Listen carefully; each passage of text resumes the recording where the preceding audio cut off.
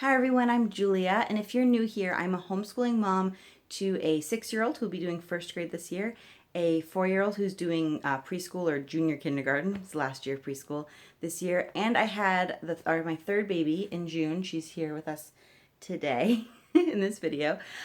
Today I want to talk to you about the flower unit that we did this summer.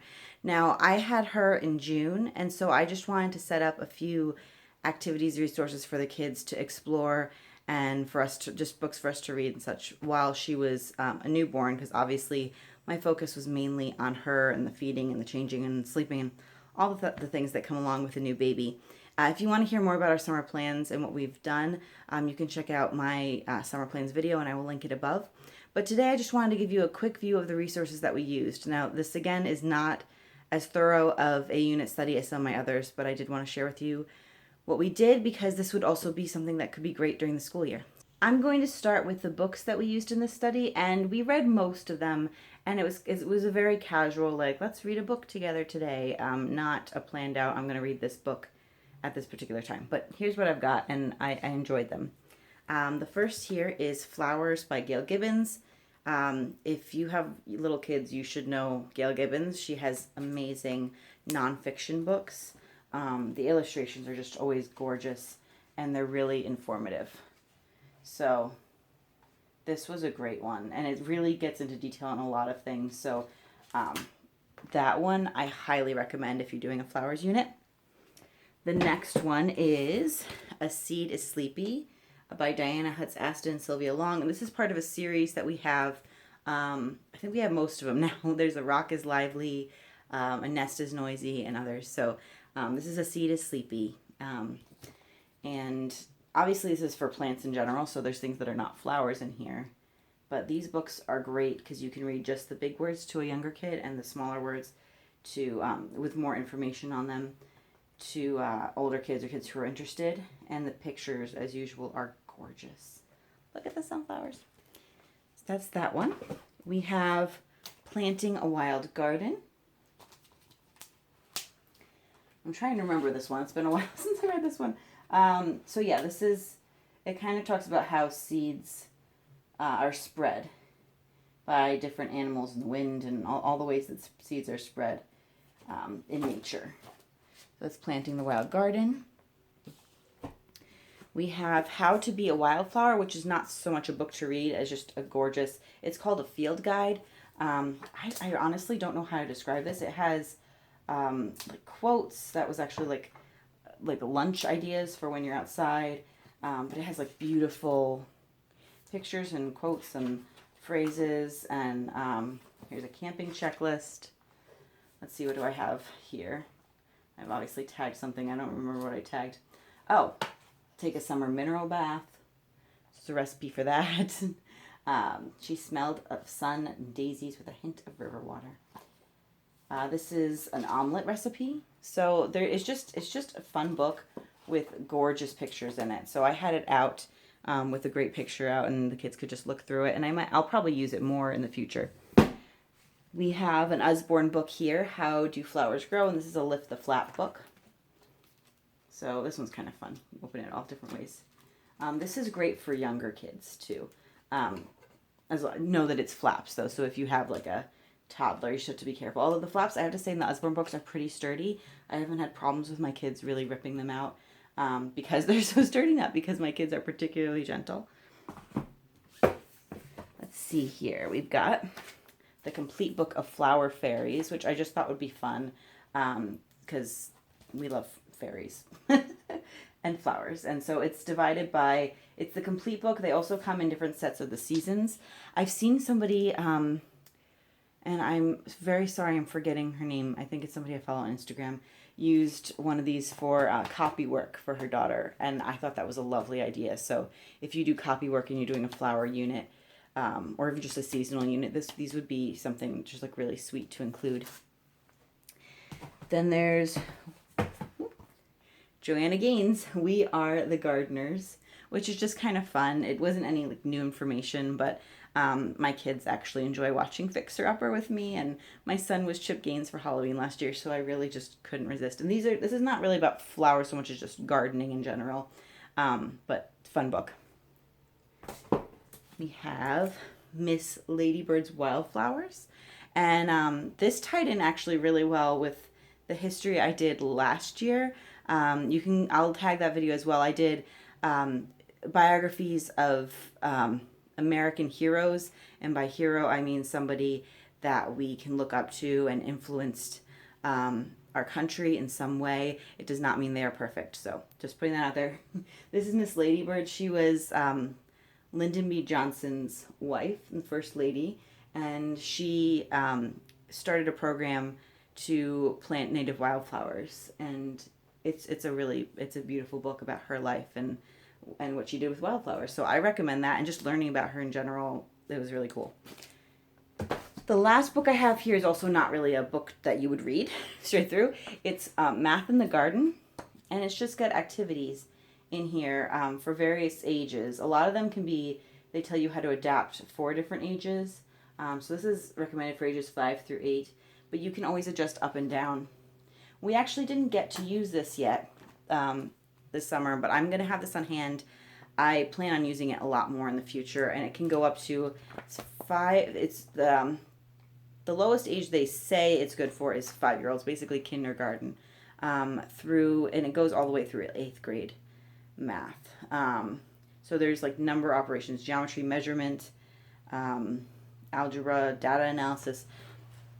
There's a chart here that shows you all the different things it covers here. I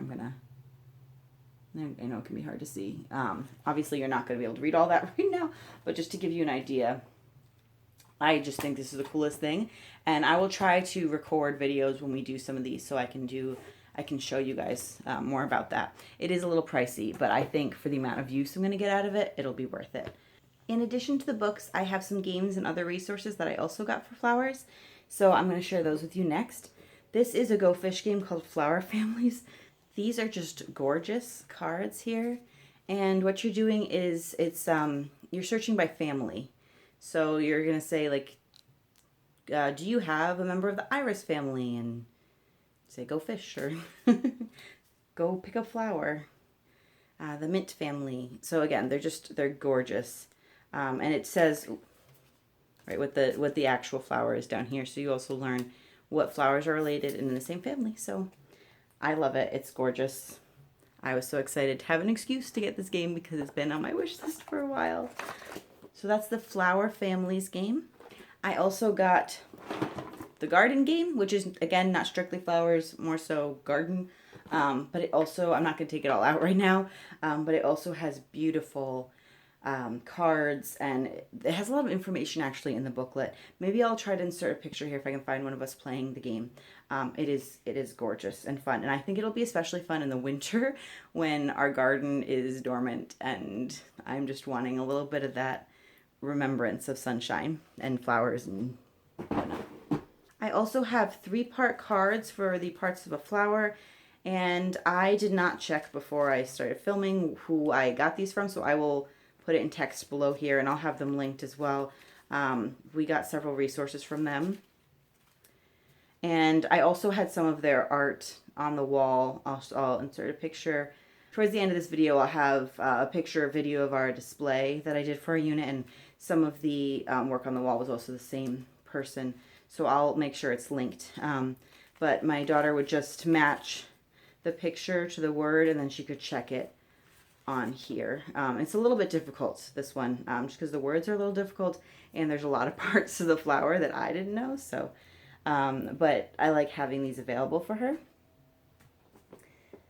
We also have a couple activities here from, I think, a different person, but same idea. I will write it in text down below. And these are flower patterns. So you can see there's several that come like this. They're like pre-started patterns, and then there's space at the end for you to put. I cut out little versions of them to make your own pattern with them. And I also cut out extra of these little ones so that they could just completely make their own patterns.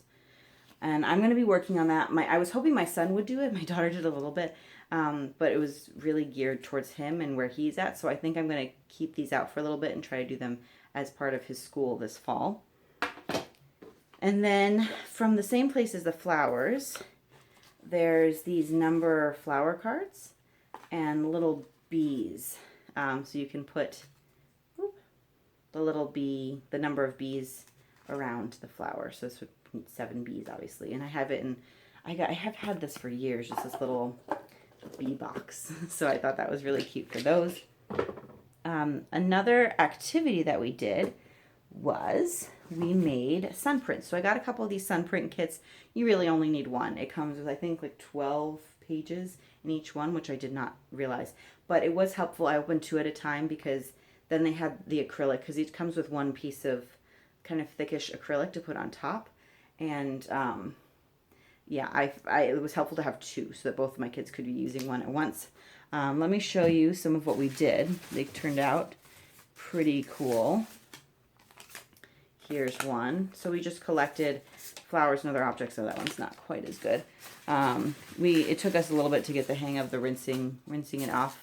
You have to let it sit until the paper will turn white, and then you rinse it off, and initially what you see in white here turns blue, and then it fades to white and the rest of it turns blue. So it's also kind of a fun science experiment. I didn't go into my kids how it worked. I'd have to look it up myself, actually, but they're pretty young, and that wasn't really the point this time. It was just kind of fun. So I keep meaning to hang these up somewhere, so I'm going to work on that. I've got those in there. We put down a flower or flowers, and then you put them down in the sun, and they turn prints. It turns to the prints, right? It's kind of like the shadow of them is left, right? Yeah. There's a couple activities that I am going to just suggest to you that if you're doing this, that I will want to do next time. One is making flower mandalas. So you can do it with actual flower heads or just the petals, and just making like a circle or a circle-like shape with different flowers. And it's just like a temporary mandala, much like the sand mandalas that the Tibetan monks do. I think that would be a really cool thing to do. Obviously, there's planting flowers and picking bouquets, which we have done. Another thing that I started, but then with pregnancy and baby didn't continue, is the back of my nature journal here. I started this in April, has wildflowers we saw. So I had intended to, throughout the spring, write down when I first noticed the flowers. And to be honest, after doing it this year, hopefully I'll have room next year. I will leave more pages because there's so many flowers that just pop up throughout the year. And so I might actually even think about getting a separate notebook, and then you could, especially if you're doing a study of flowers during the spring and summer, you could spread it out, and you could have your list in the front, and then you could go into detail on different flowers, different pages, and it could be a nature journal just for flowers. So I think maybe for a mother culture thing, if you really love flowers, or if you have some older kids, that could be a really fun activity as well. So those are the resources that we used, both books and activities. I'm planning on delving into this in more depth at some point. It'll probably be the next school year. I'll plan a unit around, because I already have all these resources, and it'll be more planned out and a little more teacher directed than it was this summer, because we didn't get to all the wonderful resources that we had and ideas that I had, because I just had a baby, so it was completely natural. But so when I do that, I might switch that video out for this one. But for right now, I really wanted to share with you what we used. So I hope it was helpful. Keep an eye out for other videos. I'm gonna make one next on our bird unit and the resources that we used for that.